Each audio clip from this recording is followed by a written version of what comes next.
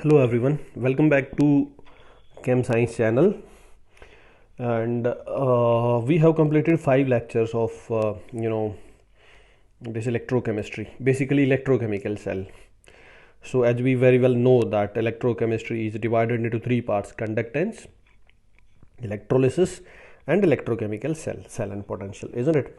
So I can say with 100% accountability and responsibility and authority that once you go through all these lectures, no silly mistake, yes, I'm telling you, no silly mistake will be done by you, any of you. Yes, this is my commitment. These are my words, mark my words. And we have completed 5 parts.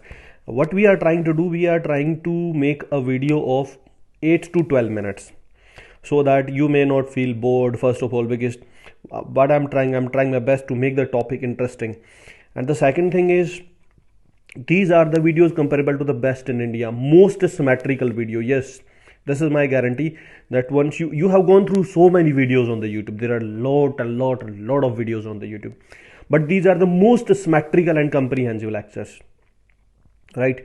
And this is my promise that once you go through all my lectures, definitely if you try to solve any question of previous JEE mains, advanced or NEET, you can be in a situation, you will definitely be in a situation to solve the question in a correct way in very first attempt. This is my promise, this is my commitment. So not wasting much of the time, we are going back to the topic. We were at this example, as we can see over here, we were at this example. So let us change the color. We were at this example. So this example was like there is a battery, the marking of the battery is shown, the cathode on the right hand side and the anode on the left hand side, and then there is a salt bridge.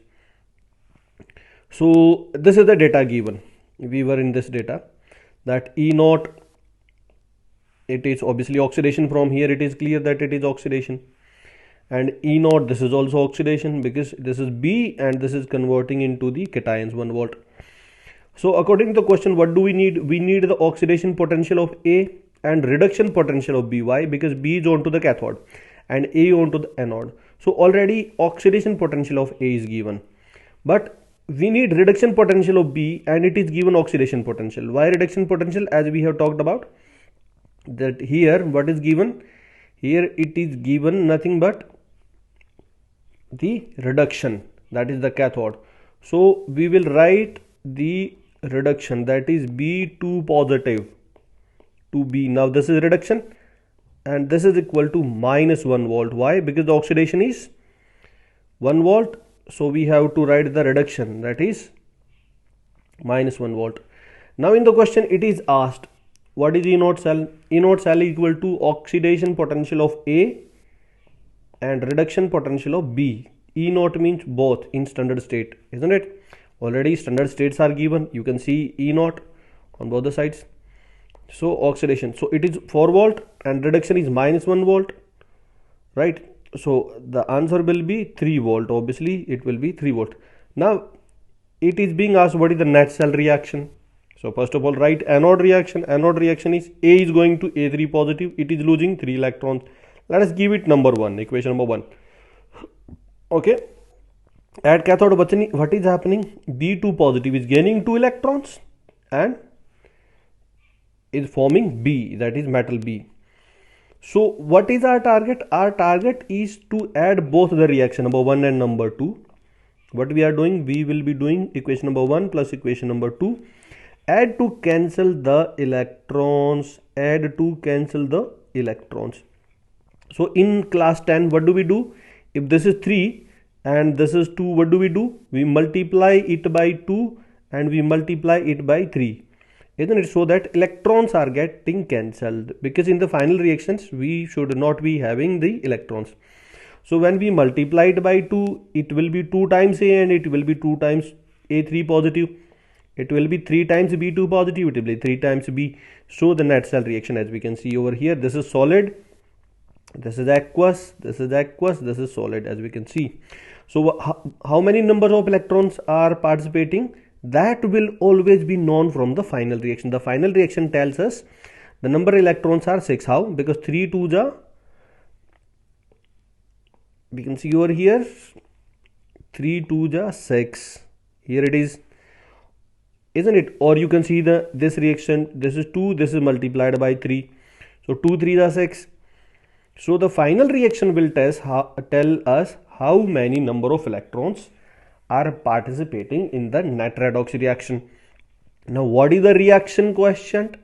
Reaction quotient can be seen from the reaction only. The reaction is 2 times A3 positive means A3 positive square and B2 positive whole cube, B2 positive whole cube. So reaction quotient is here, isn't it? We want to be taking the, what is the reaction quotient? Product of the product species upon product of the reactant species, isn't it? These are the product species, these are the reactant species, raised to power their corresponding stoichiometric coefficient. Here power 2, the stoichiometric coefficient is 2 as we can see over here, isn't it?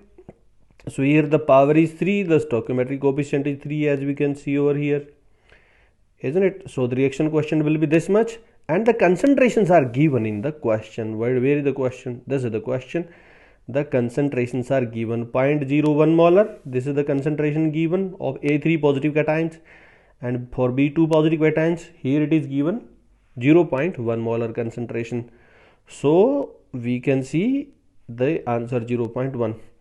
Now we are moving to the next topic. The next topic is relation between delta G and E. Relation between delta G and E. So we write delta G equal to minus NFE or delta G naught equal to minus NFE naught. Now delta G is what gives free energy change, N is what number of electrons, F is Faraday, E is E cell, that is potential of the battery. Right, now we will talk about each of these in detail. We will talk why this is minus sign. So let us talk about Gibbs free energy, because we are studying relation between delta G and E or delta G naught and E naught. So first of all we will be studying that why delta G is shown by a negative sign multiplied by NFE. First of all, N is the number of electron which can never be negative. F is Faraday, 1 Faraday. 1 Faraday we will study in detail. That is 1 Faraday is the charge on 1 mole of electrons. It is charge on 1 mole. 1 mole means Avogadro number of electrons. Let us say we give it number 1. Okay, 1 mole. Charge on 1 mole of electrons, and charge on 1 electron equal to 1.6 into 10 to the power minus 19 coulomb. Let us give it number 2. So total charge on 1 mole of electron will be 1 multiplied by 2, that is Avogadro number multiplied by charge on 1 electron. This comes out to be 96500 coulomb. It comes out a little less, but we are saying nearly equal to. This is the sign of nearly equal to coulombs. So 1 Faraday equal to, which is also positive, 1 Faraday equal to 96500 coulomb, which is also positive. And E is also positive. For a cell to work itself, E cell must be positive, that is EMF of the battery, voltage of the battery must be positive.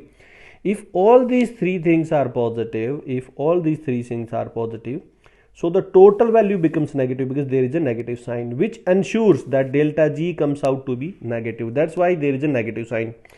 Delta G must be negative, otherwise the reaction will not be spontaneous. In the very first lecture we have studied about it, isn't it? For a process to be spontaneous, delta G must be negative. If you have forgotten, you can go and rewind the lecture number 1 on electrochemistry. Now let us say, now you got it. Now you got the formula. N is number of electrons. If you are writing delta G naught, we will write E naught instead of E. So N is the number of electrons, F is Faraday, and N is number of electrons, F is Faraday, and E is the EMF of the cell. Everybody understands that? Very well. So we can write it equal to this much. Okay. So now we have another question. There is an oxidation reaction in which it is losing 3 electrons, given that E naught oxidation, obviously oxidation. isn't it? Because the reaction is oxidation, so E naught will be representing the oxidation potential. What is delta G naught? So we will simply put the formula, isn't it? N equal to 3 F equal to 965. It is equal to 965,000 coulomb. Okay, everybody understands that? Well, so F equal to this much. You can rewind back and you know the data, and E naught equal to 3 volt. So we will get the answer in joules. Why in joules? Because it gives free energy. It is the terms of energy. Now we have a reaction 3A 2B 3 positive, 3A positive plus 2B. 3A plus 2B 3 positive gives 3A 2 positive plus 2B. E naught, this is oxidation potential. This is given 6 volt. From the reaction, we are watching A is getting oxidized, so we will not be changing this data. It is fixed. And again, it is also given oxidation potential 1 volt, but it is getting reduced. Look at this. So what do we need? We need to change this data as E naught B2 positive to B. Why? Because it is given oxidation, but in the question it is reduction, so we need reduction potential. That is equal to minus 1 volt. You understood? For oxidation we need oxidation potential, for reduction we need reduction potential. So what is delta G naught? Delta G naught equal to how much? Tell me. Delta G naught equal to minus NF. E naught means E naught, right? That is, okay, I'm not writing right or left, I'm writing simple answer, isn't it? E naught oxidation plus E naught reduction. Okay, and this is equal to minus N. What is the value of N? From the question it is clear, it is 6. From the question it is clear, it is 6, isn't it? Right, individual oxidation and reduction reaction, and it is clear. N equal to 6. So 6 multiplied by 965,000, and E naught oxidation is 6 volt and E naught reduction is minus 1 volt. So it is 6 minus 1, 5 volt, and this is